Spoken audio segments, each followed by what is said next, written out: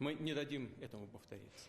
Russian President Vladimir Putin has vowed to punish Wagner mercenary boss Yevgeny Prigozhin for an armed mutiny by the militia. He said that Russia is facing state treason. In a televised address on Saturday, he said authorities will take decisive action to stabilize the situation in Rostov, a southern Russian city, which Wagner says it's taken control of. Footage shot by Reuters showed heavily armed Wagner troops and military vehicles posted in the city streets.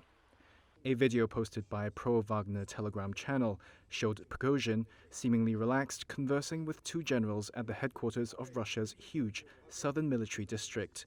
He could be seen demanding to see Army Chief Sergei Shoigu in Rostov, or else he would blockade the city and head for Moscow.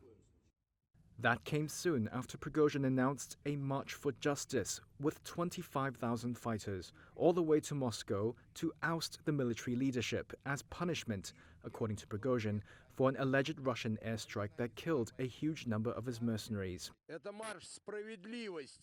He made the announcement in a series of audio clips released Friday in which the sound of his voice sometimes varied and could not be independently verified. Prigozhin said his actions were not a military coup, but he vowed to punish those who, quote, destroyed the lives of many tens of thousands of Russian soldiers, and he was ready to go all the way against the top brass and destroy anyone in their way, raising stakes in what seems to be the biggest domestic crisis in Russia since its full-scale invasion of Ukraine last year. Russian state-run Rossiya 24 channel interrupted its programming on Friday to relay a statement from the Defense Ministry saying Prigozhin's allegations were untrue and a provocation.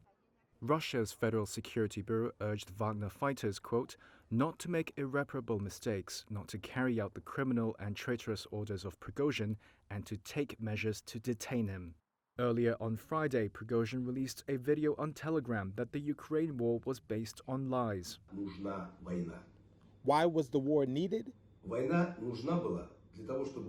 The war was needed so that a handful of scumbags could have a blast and get PR attention showing how strong the army is.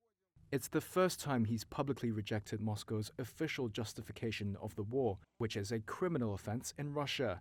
And it marks an escalation of his criticism of military top brass, mainly targeting Army Chief Sergei Shoigu and Russia's top general Valery Gerasimov.